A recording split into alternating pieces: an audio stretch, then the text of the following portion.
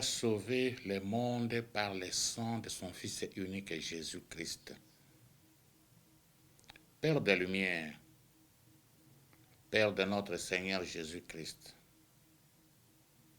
Dieu de toute consolation, lève-toi Seigneur et viens à mon aide. Mets fin au règne de ce qui te provoque dans ma vie. Ce qui marche à la contre de ta parole, il touche à tes serviteurs et font du mal à tes prophètes. Mon Seigneur, mon Dieu, fais-moi ressentir encore et davantage les effets de l'œuvre du salut. Notre prière. Tendre Père, ne nous délaisse pas, ne nous abandonne pas. Sois avec nous comme tu as été avec Moïse. Exauce-nous comme tu as exaucé Moïse, afin que l'ignorance ne nous résiste pas tant que nous vivrons, ou du moins, nous n'aidions pas l'ignorance à nous résister tant que nous vivons. Bonjour. Quelle a toujours été notre joie de vous savoir encore et davantage nombreux devant vos petits écrans pour suivre votre émission sur la sorcière oubliée. Si au début de cette émission, vers les années 2007-2008, nous avions beaucoup de contestations, beaucoup de questions nous étaient posées par rapport aux objectifs poursuivis, aujourd'hui, c'est beaucoup plus par rapport d'où nous vient cette connaissance, peut-être, que nous avons touché au fétiche. Nous ne cesserons jamais de le dire. Nous y utilisons sciemment et à dessein un langage scientifique pour permettre à une catégorie de gens qui ne peuvent pas croire si le langage devient beaucoup plus vers le bas. Et cette catégorie-là, il faut utiliser les mots que pour la plupart des fois, ils prononcent. Mais à l'intérieur de cette façon de faire, nous utilisons un concept scientifique. Il n'y a pas de la magie, c'est les cours de physique que nous avons eu aux humanités. Nous avons fait la section maths physique. Et nous avons eu les cours de physique depuis le temps des humanités jusqu'en 6e des examens d'État. Nous sommes venus aussi à l'université et nous avons suivi ces cours-là.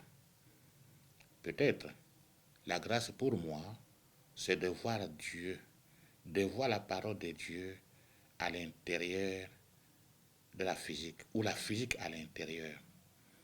Si on me posait la question aujourd'hui, moi je dirais, le bon Dieu, c'est le plus grand physicien, ou le bon Dieu est un physicien. Beaucoup de gens peuvent dire, mais comment ça? Mais regardez, dès le premier verset de le chapitre de la Genèse, son premier verset, au commencement, quand Dieu créa le ciel et la terre était informe et vide. La terre était informe, la terre était vide.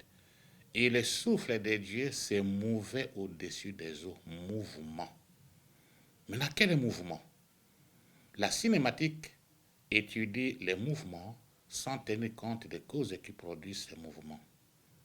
La dynamique, elle aussi étudie les mouvements en tenant compte des causes qui produisent. Il y a aussi le mouvement sinusoïdal, mouvement de rotation, mouvement de translation. Donc, dès le premier moment, nous regardons les mouvements. Posez la question à vos enfants, vos fils, vos filles qui sont aux humanités. Ils vont vous dire, l'année scolaire a commencé, mouvement retenu uniforme, mouvement retenu uniformément accéléré, mouvement retenu uniformément retardé. Les mouvements, dès le premier chapitre, le premier verset. Ce jour-là, Dieu dit que la lumière soit, la lumière fut. C'est l'optique géométrique. Posez la question à vos enfants, ils vont vous dire effectivement l'optique géométrique était la lumière. Donc, mon frère, ma soeur, croire que nous utilisons le langage scientifique et nous sommes devenus occultes, nous sommes dans les sciences occultes, non. Le bon Dieu, c'est le plus grand en tout. Les plus grands chimistes, les plus grands médecins, les plus grands philosophes, les plus grands historiens. D'ailleurs, qui connaît l'histoire de ce monde mieux que l'Éternel notre Dieu? avant que l'homme ne soit créé, qui peut raconter ce qui était. Même si en science, nous essayons d'approcher ces choses-là avec la théorie du Big Bang, mais quelle est cette explosion ordonnée? Partout où il y a explosion, il y a toujours un désordre. Mais la théorie du Big Bang, moi-même je suis scientifique, et par le quoi il y a eu une explosion, et cette explosion-là a ordonné les choses. Entre guillemets, je n'y crois pas. Alors, la fois passée, nous avions promis de parler sur le lien. Qu'est-ce qu'un lien? Mais avant de définir le lien, commençons par dire que c'est un concept qui se retrouve dans tous les domaines de la vie d'un être humain. Comme il est dans tous les domaines de la vie, le lien, tous les liens ne sont pas mauvais. Tous les liens ne sont pas bons. C'est question de savoir quel genre de liens. Pour anticiper, l'amour entre les parents et les enfants, l'amour entre les enfants, l'amour de sa patrie, c'est un lien. Est-ce que ce lien-là est mauvais? Non. L'amour fraternel, l'amour patriotique. Donc, tous les liens ne sont pas mauvais et tous les liens non plus ne sont pas bons. Maintenant, qu'est-ce qu'un lien? Un lien, c'est une ficelle, une corde mince, un cordon, une courroie que l'on peut se servir pour attacher deux choses, pour attacher deux objets, pour attacher une personne à une chose, pour attacher. Et alors, la Bible contient beaucoup de références par rapport aux liens. Et nous attirons notre attention, votre attention particulièrement. Qu'est-ce que la Bible dit? Marc 3. Marc 3, verset 27.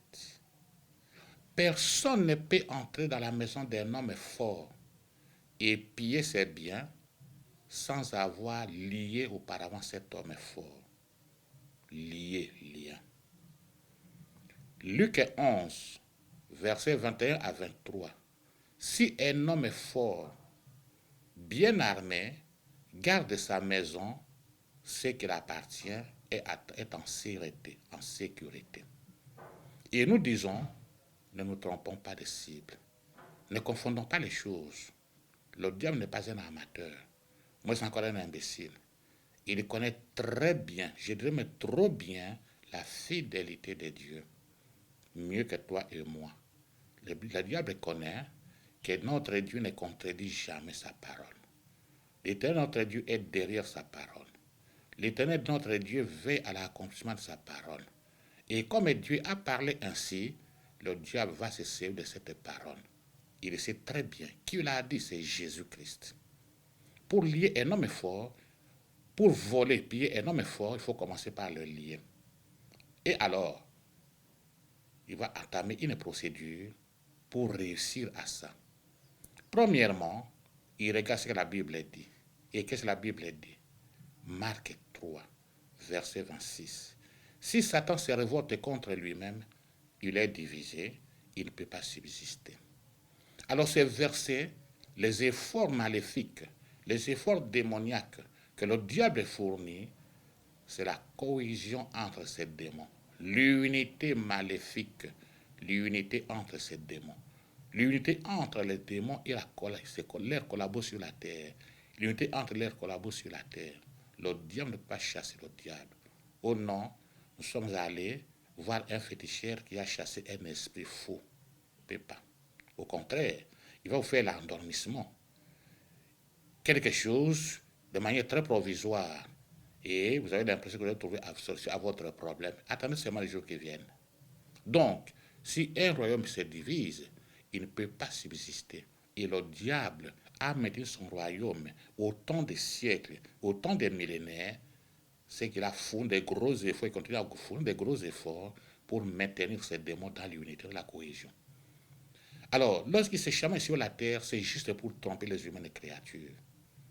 Ils font semblant de se chamailler, mais ils respectent la hiérarchie. Un enfant peut avoir 12, 15, 20 ans et un adulte 40 à 50 ans. . Et voici que cet enfant-là, du point de vue spirituel, est beaucoup plus gradé que l'adulte va le respecter. Et quand vous allez constater dans une famille, dans une société, un petit enfant, apparemment pas beaucoup bien, mais respecté de tout le monde, sachez très bien que peut-être il occupe les grades beaucoup plus élevés dans le monde spirituel. Alors, après avoir consolidé son royaume en lui, il sait très bien, va encore se servir d'un autre verset de l'Écriture, Marc 3, versets 24 à 25. Si un royaume est divisé, il ne peut pas subsister. Si une maison est divisée, elle ne peut pas subsister. Regardez, c'est écrit. Les efforts maléfiques en ce moment-là, c'est de pousser les enfants de Dieu à la division, pousser les assemblées chrétiennes à la division. Et n'oublions pas, nous avons beaucoup dit tout à l'heure, ne confondons pas les choses. L'ennemi Satan porte toutes les robes, il porte toutes les vestes, il porte toutes les soutanes. Il est chrétien parmi les chrétiens. Il est pasteur parmi les pasteurs.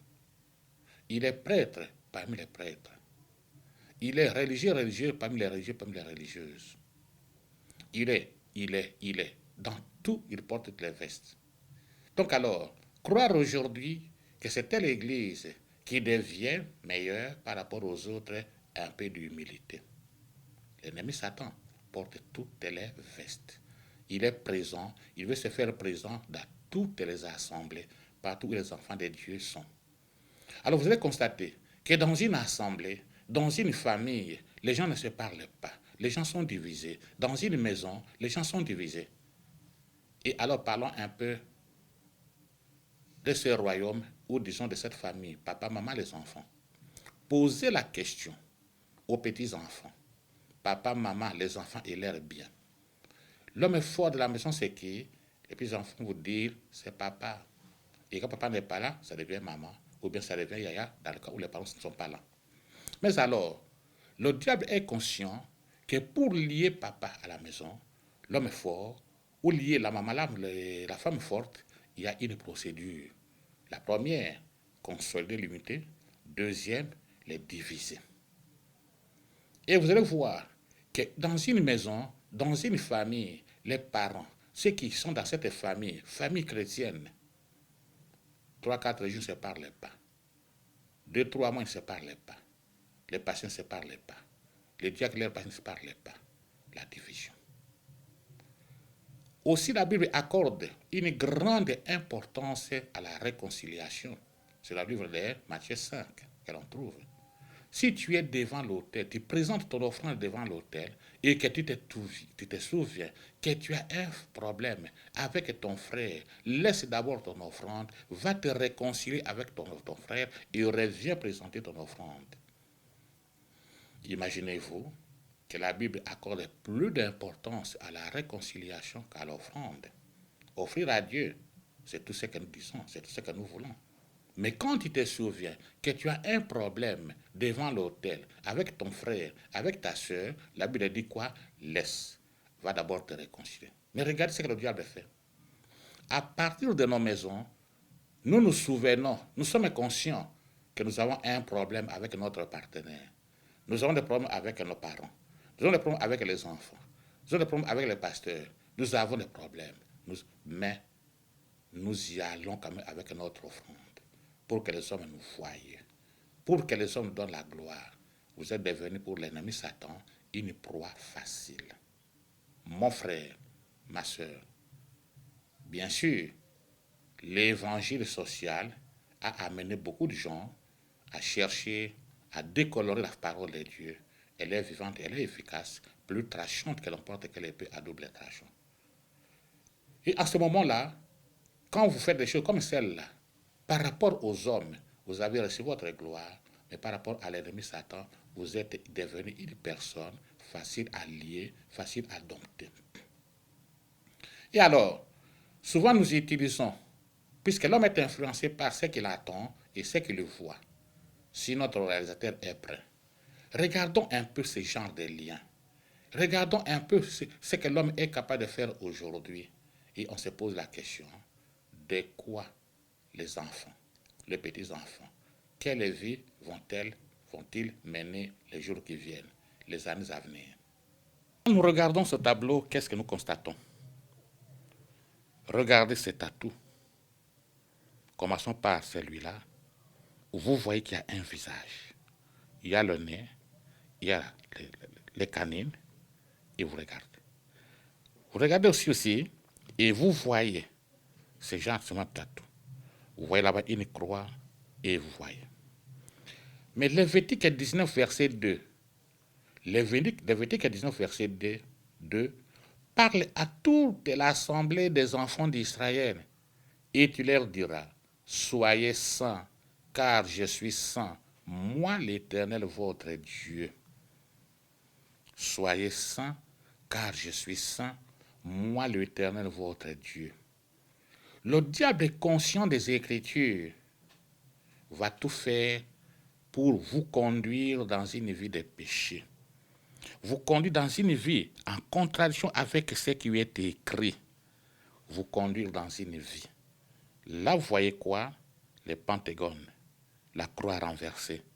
Et là, ça signifie, vous avez la barbiche, vous avez les oreilles et vous avez les cornes, l'œil qui vous regarde. C'est une personne, mais la tête d'un animal. Et il est là, cette tête ici. Voici les cornes, et voici les oreilles, et voici la barbiche. Il est là. Soyez saints, car je suis saint, moi l'Éternel, votre Dieu. Si tu es saint ou si tu te sanctifies, tu seras indomptable. Si l'homme est fort de la maison se sanctifie, c'est difficile qu'on puisse les lier. C'est difficile qu'on puisse les dompter. Et pourquoi? Mais tu es comme Dieu. Tu es l'image de Dieu. Tu ressembles à Dieu. Lévitique 20, verset 7. Lévitique 20, verset 7. Vous vous sanctifierez et vous serez saints, car je suis saint, moi l'Éternel votre Dieu.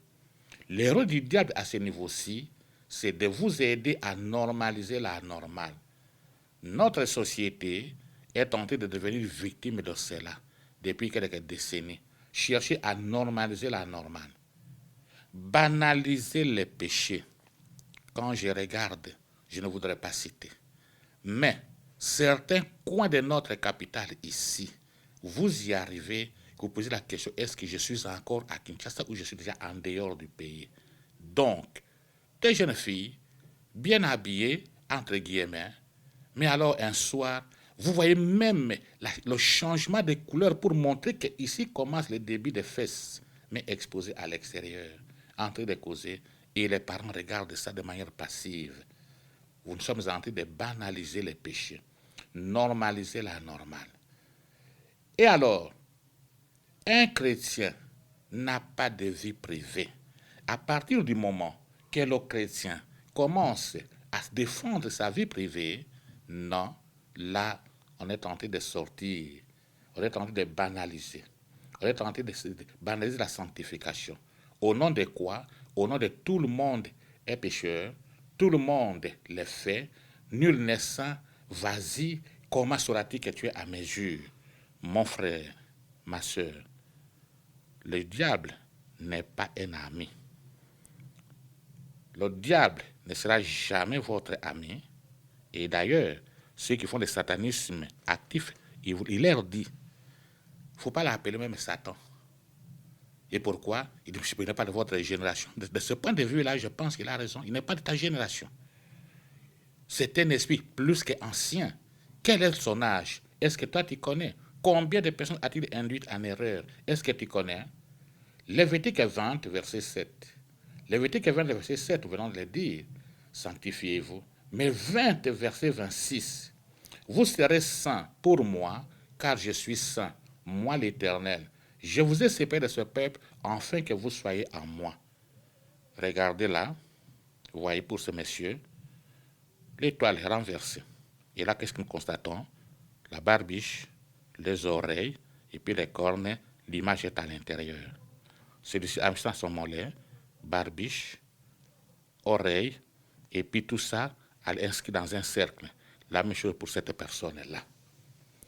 Alors, pour réussir sa vie d'enfant de Dieu, Ce n'est pas avec les tatous.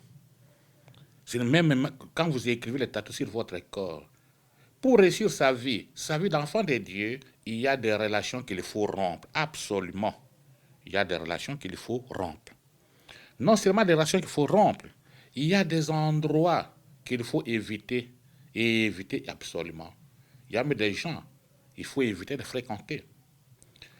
Je vous ai séparé de ce peuple, des gens à ne plus fréquenter, des endroits à éviter, des relations qu'il faut rompre, afin que vous soyez à moi, dit l'Éternel. En d'autres termes, aussi longtemps que vous serez dans ces genres de relations qui vous poussent à mettre la bête sur votre poitrine, on voit que c'est vraiment les mains d'une femme. À cause de quoi? De tout ce qui est commun, maquillage, vernis. Et regardez, il cache les seins. La bête, il la met là. Et là, vous avez la croix renversée. Et regardez ici, la croix aussi est renversée. La même chose, la barbiche, les oreilles, les cornets, et c'est 667. Aussi longtemps que vous serez dans ce genre de relations, fréquenter de telles personnes, fréquenter de telles stars, mon frère, ma soeur, c'est difficile de plaire à Dieu, c'est difficile de se sanctifier pour Dieu. Mais qu'est-ce que nous voulons dire? Même pour cette personne, même pour cette dame, ce n'est pas encore perdu. Il est temps de prendre conscience. De prendre conscience et d'aller auprès du dermatologue. On nous appelle souvent pour nous poser la question si je peux conseiller un médecin. Non. L'émission Sorcière oubliée ne parle pas des individus. Ne peut pas donner le nom d'un individu. Nous ne pouvons que donner le nom des centres hospitaliers. Pour donner le nom des hôpitaux. Allez par exemple, si vous êtes à Kinshasa, allez aux cliniques universitaires, c'est de dermatologie. Vous pouvez aller à l'hôpital sino-congolaise, là nous sommes dans la commune d'Engili. On peut aussi aller à l'hôpital général. Mon frère, ma soeur, être saint pour Dieu, être saint pour l'Éternel, c'est tout ce que le diable ne veut pas et ne voudra jamais. Le diable ne peut pas vouloir ça. Ne voudra jamais que vous puissiez vous sanctifier pour Dieu. L'objectif est poursuivi à te poussant au péché, c'est de t'éloigner de la face de Dieu. T'abîmer, abîmer l'image de Dieu qui est en toi. Annuler toute ressemblance avec l'Éternel. La Bible dit, 1 Jean 3, verset 8. 1 Jean 3, verset 8, celui qui pêche est du diable, car le diable pêche dès le commencement. Le Fils de Dieu est apparu afin de détruire les œuvres du diable. Le diable est bien informé et il connaît trop bien ces versets. Conscient que l'Éternel ne va pas contredire sa parole, les efforts du diable, c'est à ce niveau être à tes côtés. Pour t'aider à mieux consommer le péché. Pour t'aider à mieux poser les actes qui contredisent ce qu'il est écrit. Mon frère, ma soeur, il est écrit être deux. Être deux, ça signifie quoi? Indique votre appartenance. Celui qui pêche est du diable. Être deux. Appartenance indique un lien. Indique votre appartenant à une idéologie, appartenant à un parti politique. Je suis de Kinshasa. Je suis de Livulu. Je suis de Kimbangu. Je suis de. Ça indique votre appartenance. Mais pour moi, pour nous, nous sommes du parti qu'on appelle GHMP. Géographie, histoire, mathématiques et physique. Au moins là, c'est plus qu'instructif. Nous sommes de ça. Je suis de. Donc, 1 Jean 3, verset 8, celui qui pêche est du diable. Si tu as envie de pécher, banalisons ça, regarde, c'est sa chaînette. Regardez. Où se trouve la beauté? Là, on voit que c'est parce que là, c'est toute la barbe. Mais regardez ce qu'il met comme tatou. Et ce que ça signifie, la barbiche, les oreilles et les cornes. Et c'est les 666 qui sont inscrits. 1 Jean 5, verset 18. 1 Jean 5, verset 18. Nous savons que quiconque est né de Dieu ne pêche point. Mais celui qui est né de Dieu, se garde lui-même. Et le malin ne le touche pas. Ce n'est pas moi qui l'ai dit. Si vraiment tu te gardes, si vraiment tu observes ce qui est écrit, pour piller ta maison, le diable aura beaucoup de peine. Pourquoi? Puisque avant de te piller, il faut commencer par te lier. Celui qui est né de Dieu ne pêche point. Celui qui est né de Dieu se garde de lui-même.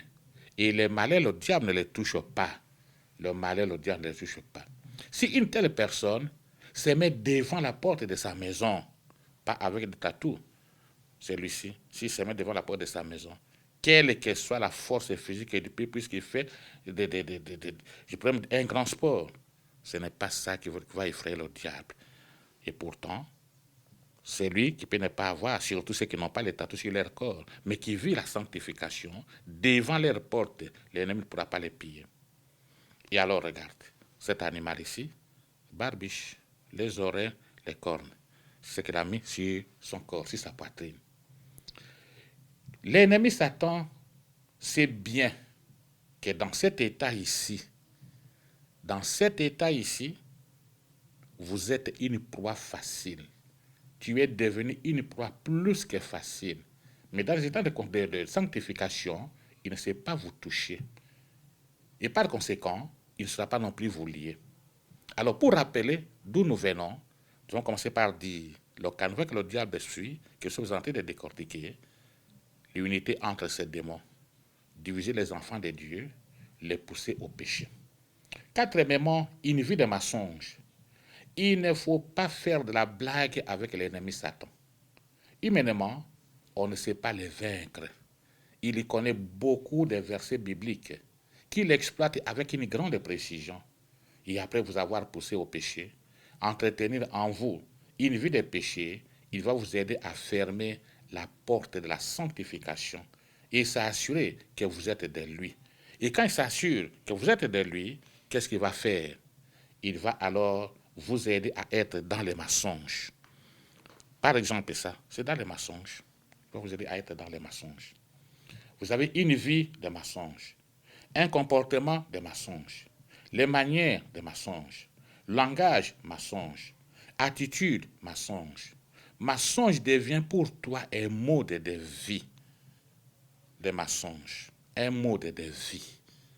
Sur 5 phrases, 4 et demi sont des phrases mensongères. Les mensonges, style de vie, il faut styliser les mensonges. Non, mon frère, ma soeur, n'ose pas. Et pourquoi?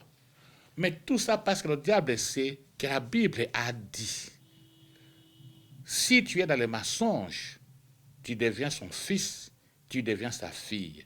Jean 8, verset 44. Vous avez pour père le diable et vous voulez accomplir le désir de votre père. Il a été meurtrier dès le commencement. Il ne se tient jamais, il ne se tient pas de la vérité parce qu'il n'y a pas de vérité en lui. Lorsqu'il profère le mensonge, il parle de son propre fond, car il est menteur et le père des mensonges, le diable. Il est menteur, père de mensonges, mais c'est à tout et tu crois. Tu commences même aussi à demander aux autres de mettre les tatous pour qu'ils puissent ressentir les effets ultra sensationnels que tu es en train de sentir. Mensonge. Regardez cet animal, le 666. Vous voyez les cornes, vous voyez les oreilles, vous voyez la barbiche. Et c'est que les autres a mis là, les 666 comme chaînette. La barbiche, les oreilles, les cornes. Tout ça inscrit à l'intérieur du cercle. Le cercle, c'est une figure géométrique. À partir du centre jusqu'au rayon, à n'importe quel endroit du aussi la circonférence du centre, la distance est égale. Acte 13, verset 10. Homme est plein de toute espèce de ruses et de fraude, fils du diable, ennemi de justice, ne cesseras-tu point de pervertir la voie droite du Seigneur? Vous avez pour père le diable, qui dit Jésus-Christ. Qu'est-ce qui caractérise le père diable? Le père diable a été meurtrier dès le commencement. Oui, sache très bien, ça, il ne s'est jamais détrompé. Il va te tuer. Il a été meurtrier dès le commencement, le père diable. Le père diable ne se tient pas dans la vérité. C'était déjà un gros mensonge que de te faire croire qu'avec un gros tatou comme celui-ci, tu es devenu beau, tu es devenu belle. C'est aussi un mensonge. Et il fait de toi son enfant avec autant de facilité. Le père diable, non pas qu'il n'y a pas de vérité en lui, il profère des mensonges dès le commencement. Et quand il y ment, c'est de son propre fond. Donc le père diable a été meurtrier. Le père diable ne se tient pas de la vérité. Le père diable, il n'y a pas de vérité en lui. Le père diable, il profère des mensonges de manière naturelle et de son propre fond. Le père diable est menteur. Alors nous voulons parler un peu du comportement de Paul. Jésus barre ou barre Jésus. Acte 13, verset 6. Un magicien qui est aussi un faux prophète juif. Mais alors la vraie signification de son nom, c'est Élymas. Au regard des agissements d'Élymas, il sait qu'il est caractérisé, Paul va l'appeler fils du diable.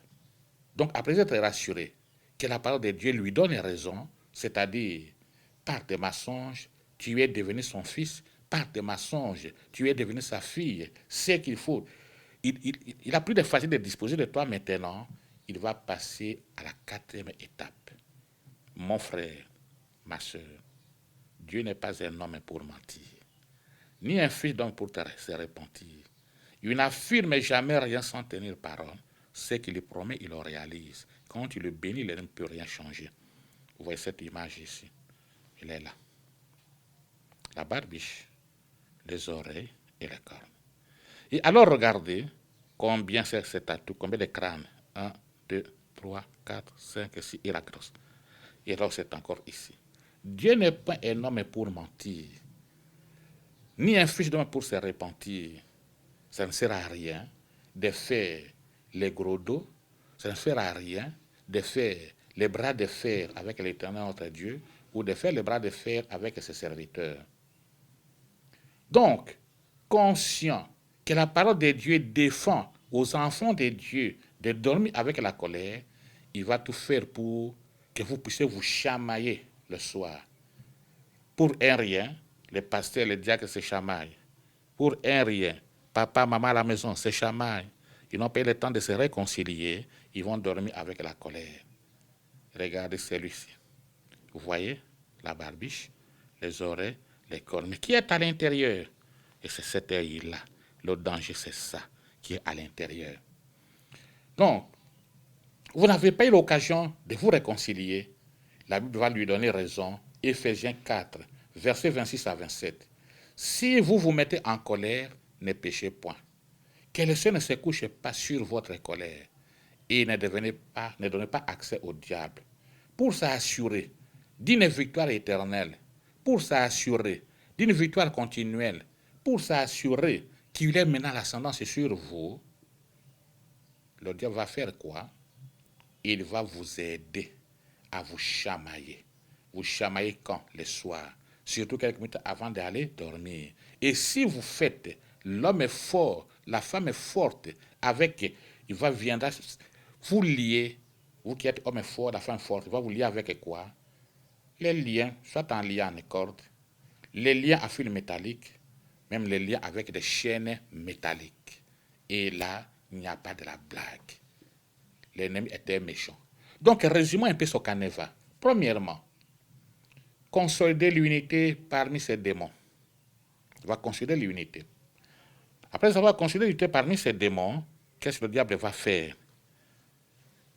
Il va chercher à diviser les familles biologiques, les familles chrétiennes, les congrégations, les assemblées. Il vous divise.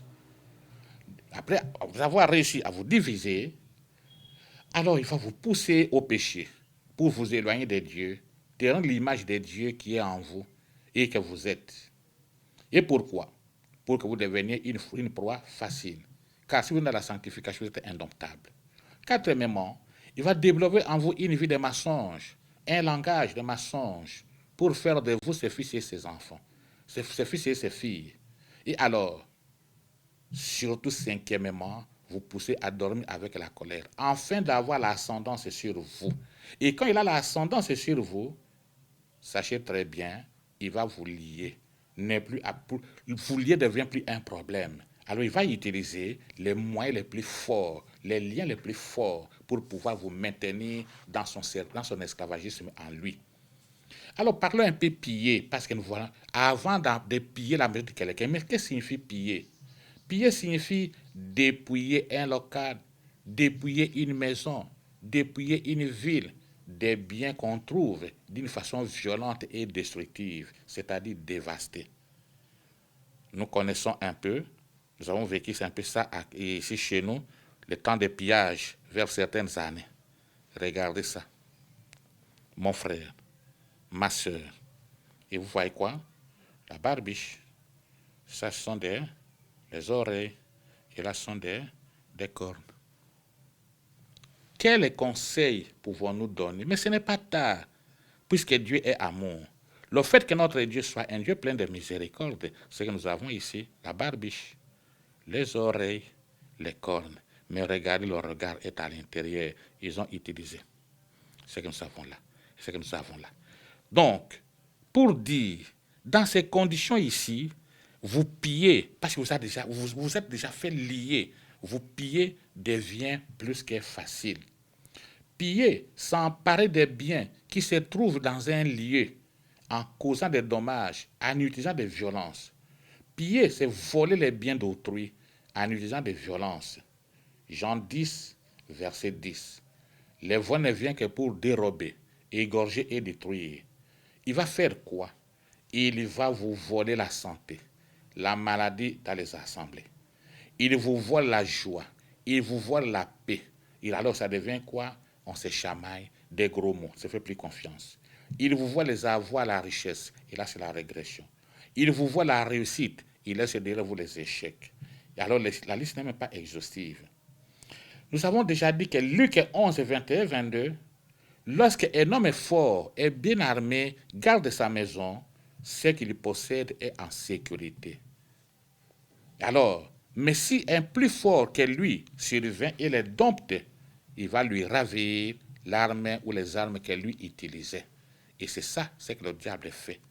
Lorsqu'il a réussi à effectivement à vous diviser, vous pousser au péché, banaliser le péché, vous empêcher la sanctification, vous aider à mentir, dormir avec la colère, il va vous ravir ce que vous aviez comme arme.